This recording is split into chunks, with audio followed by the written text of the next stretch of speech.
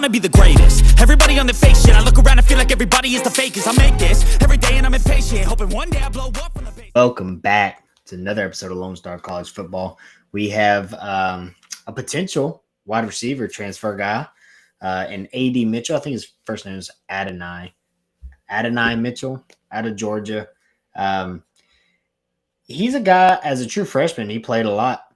I want to say he had 450-ish yards, a few touchdowns.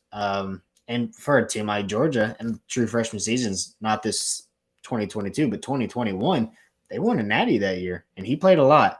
This year, he played a decent amount. There's some injuries that kind of kept him off the field, but in big games, he shows up. He's played in 4 playoff games in his college football career, and he scored touchdowns in all 4 of them. He scored a touchdown in the SEC championship game. He's a playmaker, and he's a guy who, for real, can help. He helps. He helps Texas out a lot. Really, I've got 2 main points as to why he helps us. Right, one being Isaiah Nayor.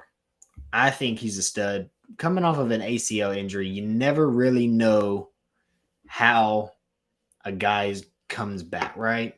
Like Troy O'Meary, we've talked about it before. Troy O'Meary, he tears his ACL and he never really comes back.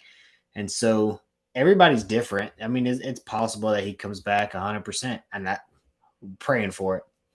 But we also have to take into consideration that he might not. And so this gives us the ability to not rush Nayor. And I like that. I don't want to see a guy, and I think it's the coaching staff rushing him as well as Nayor rushing himself. I don't want to see either side pushing him to get on the field too early, and then you see a re-injury. Because one thing with that ACL is, it depends on, I guess, how you pull it or tear it. If you tear your ACL because you plant, your plant leg, and you're trying to maybe run one of those nasty zig routes that Xavier Worthy hit, and that's how you tear it. Well, when you come back and they say, hey, we need you to run this route, when you go to plant, you're not planting the way you used to plant.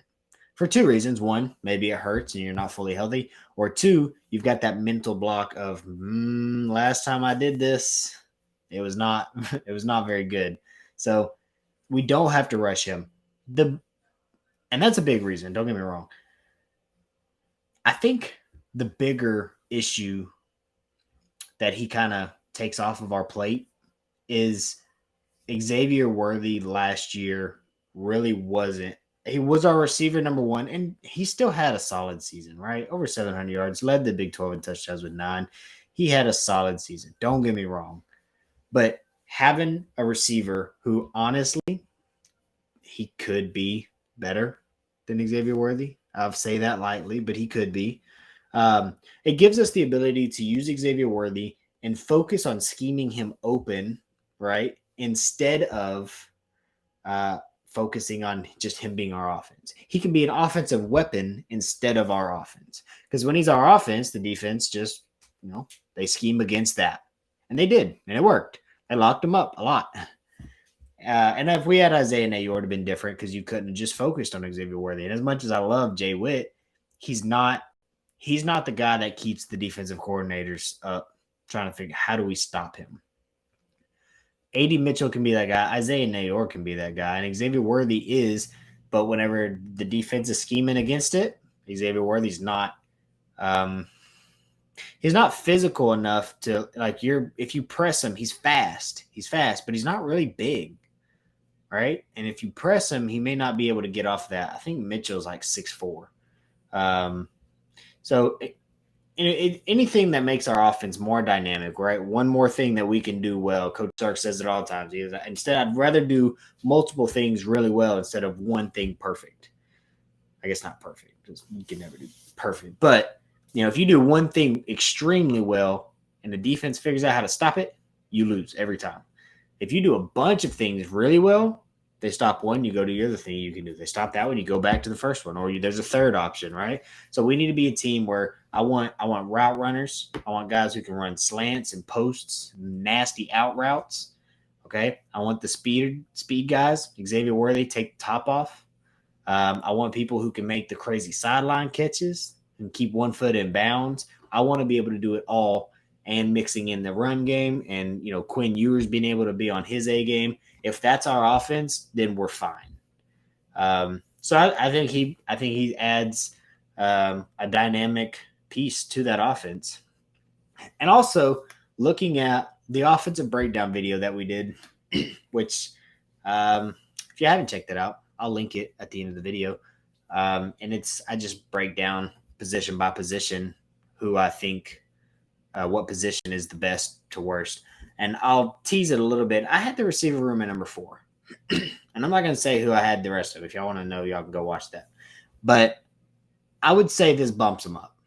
I think this bumps them up, which obviously means you bump down a position, and it's not really a position you want bumped down, to be honest with you.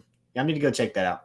This bumps the receiver room up and into the 3rd spot. I will say that. So now I'd put them at my 3rd most confident, just because we needed that. Like last season, it was pretty evident that Isaiah Nayor would have been a big part of our offense.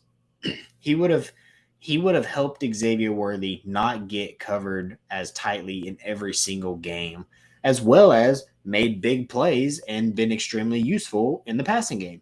There'd have been plays where Quinn could get him the ball. If you think, and I don't want to hate on Casey Kane too much, right? He did his thing against Washington. He played well. Dude, if he could have done that all year, we might have been fine. But every pass that we threw to Casey Kane, where us fans, and I'm willing to say we're coaches on the couch, right? We're Monday night coaches. If those passes were going to Nayor, he probably would have caught them. And he probably could have scored, right? Especially that one against Iowa State. Oh, a couple against Iowa State, but specifically, he dropped a touchdown pass. And, Worthy did the same thing. Who's to say Isaiah Nayor wouldn't have been running that post against Washington when Quinn finally hit him? I say finally, he hit him on the play before. But who's to say that wouldn't have been Nayor, right? The whole season, it would have been different. We would have had a more dynamic offense with Bijan, Roshan. We could have been nasty. And I think getting an elite receiver like A.D. Mitchell helps us get to the point where next season, with Quinn having more development, more training on his footwork, our offensive line, all 5 are returning, and Junior Angulau. I know he's also coming off of an ACL injury, so we'll see how he comes back. But he's also returning, and we can get him in the mix. And so when you start thinking about TCU last year, what was one thing they're known for? They got guys who are been in the program for a while, or at least transferred in with not very much eligibility left because they're older guys. They've been developed, and now it's time to go. Our offense next year should be that, right? Technically, Quinn's a junior, a redshirt junior.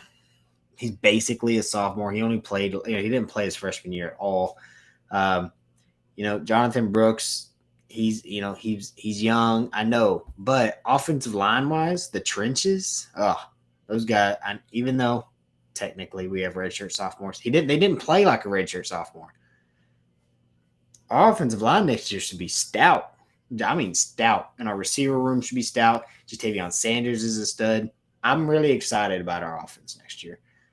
There's still a lot of work to be done. The running backs, from what we saw in our bowl game, the running backs are not ready. But work will be done, right? Tashad Choice will do his thing. He's going to get these guys ready. Bijan, I know he's not a part of the, he is a part of the team. I know he's not coming back, so he won't be in practices, but I fully expect Bijan and Roshan to be involved in that room, just in, coaching these guys up, teaching them how to do it right, teaching them, be men of character. I think they'll be involved, and that'll be well for us. So with all that being said, if y'all made it this far, really do appreciate y'all rocking with us. About to sit here and make another video on the Big 12 scheduling situation. So if you're watching this, check out the channel. Maybe that's already posted. Please do us a favor, like the video, leave us a comment in the comment section. Here's the question, do you think A.D. Mitchell starts? And if so, does that mean that Nayor comes back healthy and it pushes Jay Witt out? That would suck. Let me know. Who do you think he starts? And if the answer is yes, who is he bumping? All right. Is it going to be bad taking away snaps from maybe Jonte, Savion Red, Brendan Thompson, Casey Kane? Does Casey Kane stick around now? I don't know. We'll see. So let us know in the comment section and subscribe to the channel. We hit 370 today. We have a giveaway. If y'all see at the bottom, we've got a giveaway at 500. We're going to do a $50. It's like an electronic Amazon gift card, and we'll do that. And then if we reach 1,000 by September 2nd, we're going to do a ticket giveaway. For sure one, maybe two. Okay. For sure one. And you don't have to be a Texas or a Baylor fan.